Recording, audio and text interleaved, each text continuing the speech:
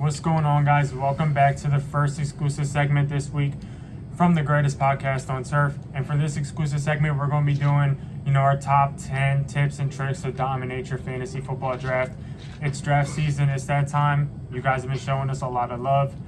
We're going to keep providing fantasy football content because we know you guys like it. Absolutely. You guys have been absolutely killing it. I think last week's mock draft is up to 400, almost 500 views. The other one is pushing 1,000 from the week before that.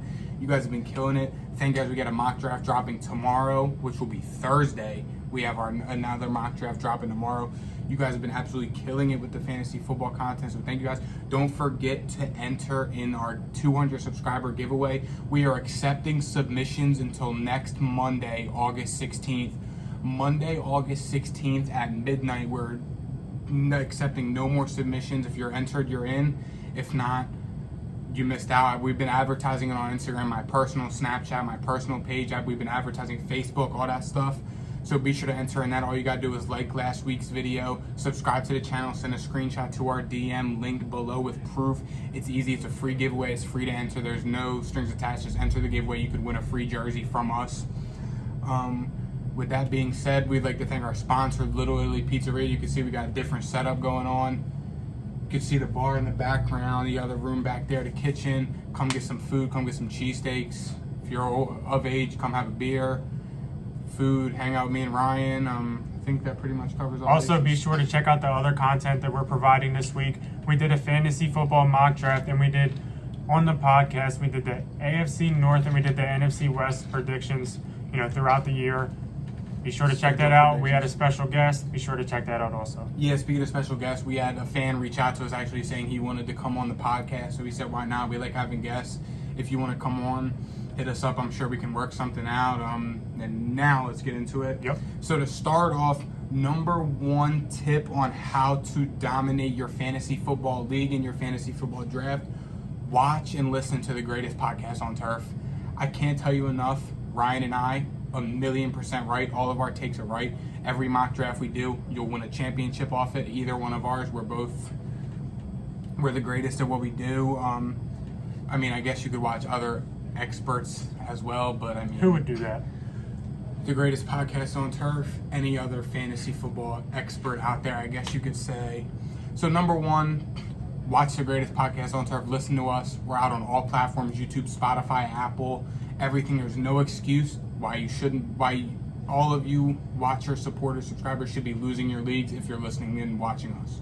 I would say the number two tip, and that's a great one, obviously follow that, but the number two tip is a pretty basic one, but there is still some people that do not follow it, and that's know your league and know who you're drafting with. Essentially what this means is you walk into a fantasy draft and there's always that guy that asks, is this a PPR league? That guy doesn't really come in first very often because that guy doesn't know what he's doing. Who is that guy? You should always know what draft you are getting into because that makes a huge decision on what you are drafting for. It makes a huge decision on what you study.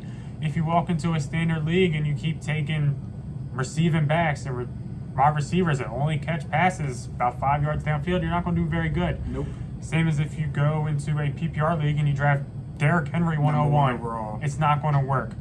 The other part of this tip is know who you're drafting with. Absolutely. And with that being said, you should know if you're drafting with guys that take quarterbacks early, let them do it. If you're drafting with guys that are homers that want, Philadelphia Eagles on their team, let them do it. Take advantage of that. Know what is happening.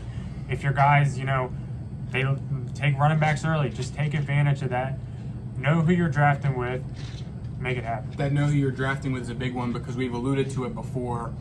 I had a fantasy draft with my brother who was on a few weeks back, and if you look at his team, there's about 5 or 6 of guys who we've talked about with Mikey, who he's seen us talk about on our content. So it's all about knowing who you're drafting with. Be careful if you're we're in a league. We have a bunch of supporters we're in a league with that, I guess, giveaway or chance happened a while back. But yeah, we're putting out content, so we got to watch out to be getting sniped on potential guys who we would want to take.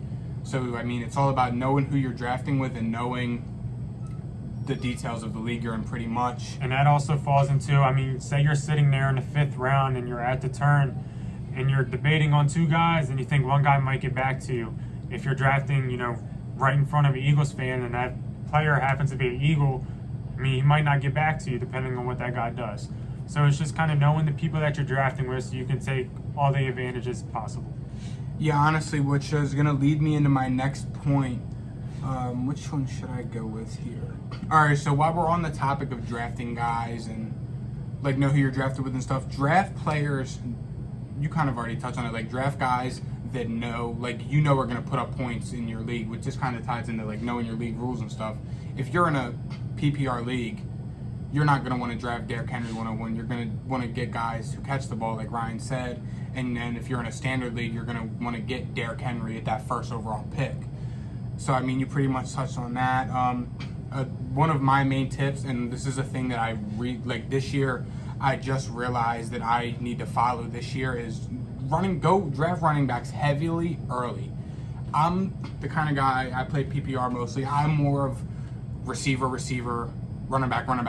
I was always in favor of getting a late round pick, like 8, 9, 10, having them almost consecutive picks and just taking 2 of the top receivers.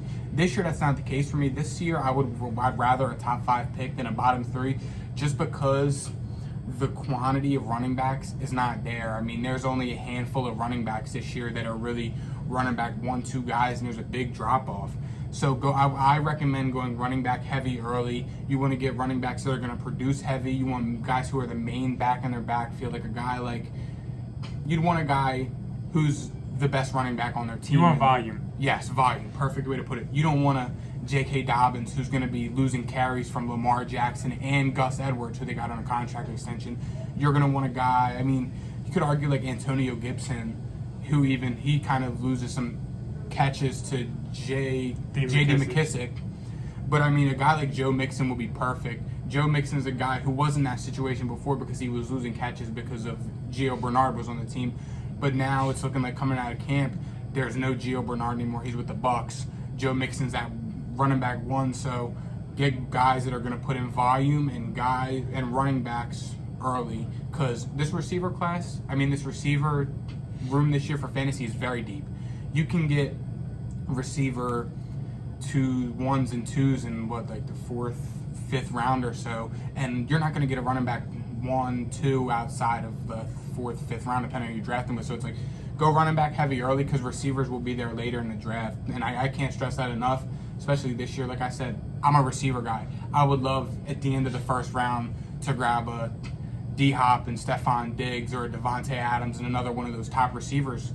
But this year I gotta look for 2 stud running backs to grab, because, like I said, there's only a handful of solid running backs this year that are going to carry compared to receivers where it's very deep.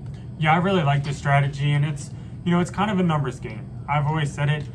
These numbers aren't exactly true, but there's about 32 running backs that you can start every week, and there's about 64 receivers that you can start every week. I know those numbers aren't on the dot exactly, but it's kind of a rough blueprint. And also, if you look at the numbers, it's very hard to get a starting running back in a 4th or 5th round of fantasy football that pays out. You usually see guys right on the fringe of being good there, and it's kind of a messy situation. It's kind of where you got Melvin Gordon-ish players, and it's disgusting, and you don't want that as your Chris Carson range. We're at the Melvin Gordon, Ronald Jones. You don't want those guys. We're at that phase, and I just had something in my head that I was gonna say. You see, as fantasy, if you keep an eye on fantasy mock drafts and the ADP and all that stuff, you're seeing a lot of these running backs are starting to rise up. Like our first mock draft, I think Mike Davis, I was able to get him in the 9th, 10th round. Now it's the 6th round, 5th, 6th, 7th, 8th round, and he's getting drafted. So you just got to keep an eye out on where these guys are going and know the ADP of where these guys are projected to go. The next tip that we have is do not reach on tight ends or quarterbacks.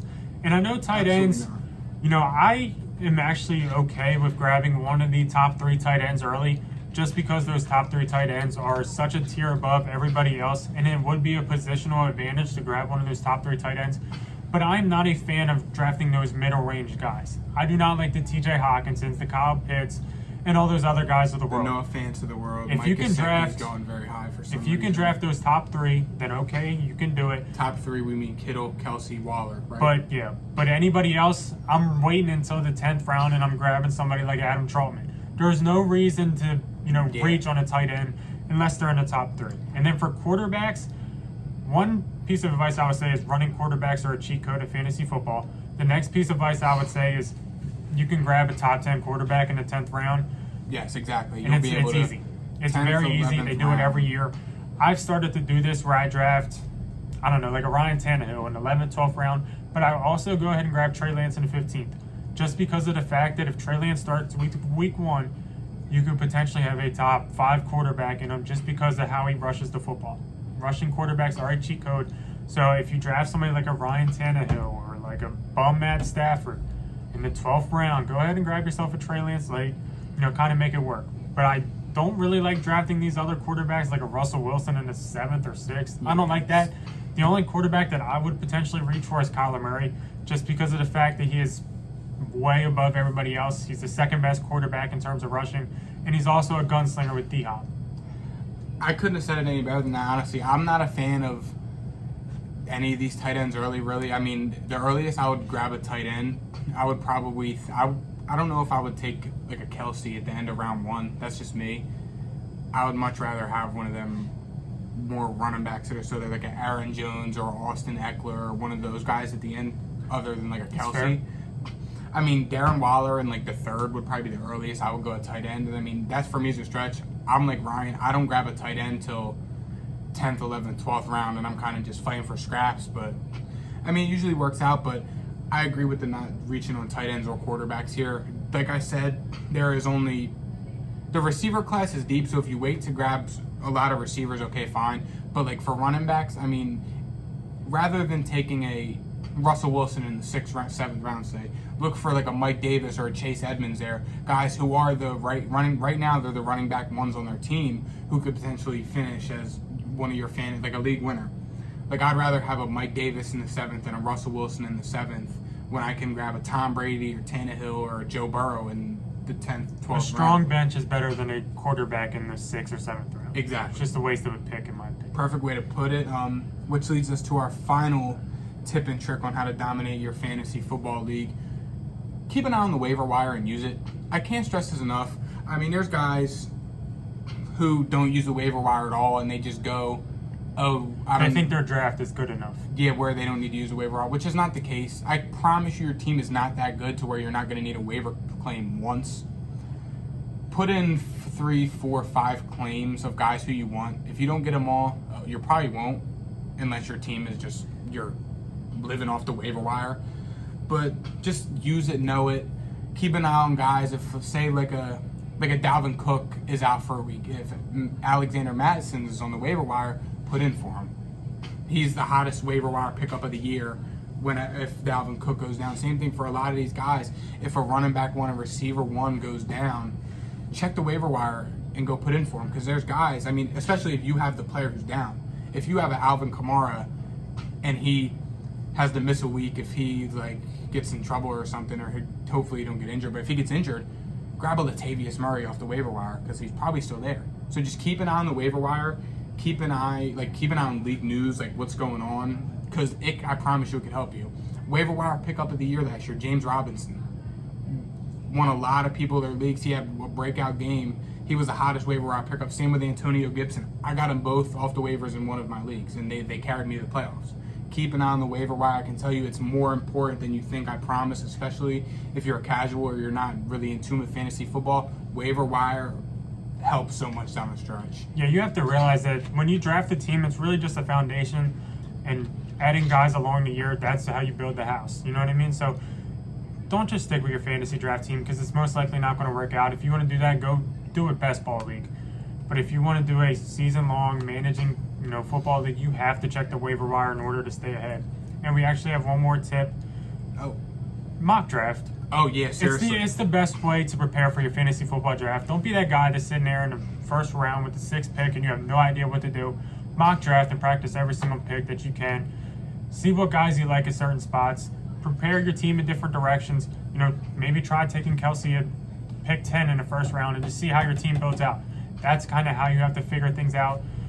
If you're, inclined on taking Travis Kelsey at 10, but you don't know how your team's going to look out, I suggest you mock draft so you can see what happens. We always say in our mock drafts, this is why we mock. Same thing with the NFL draft. If you are an aspiring NFL draft analyst like me, or if you're just now getting into it, like when me and Ryan started the podcast, mock draft. I mean, it's a mock draft for a reason. Easy. I'm not going to sit there and Take 5 minutes. Maybe. take a crap on your team because you took a Kelsey in the first round. If that's what you want to do and if that's what you like, go ahead and do it. Build your team around it. Mock draft, I'm telling you, especially if you're in big money leagues. Like I know one of my good friends is in like a $500 buy-in league. My dad plays like a $350 buy-in league with his buddies, and he don't mock draft. I'm like, Silly.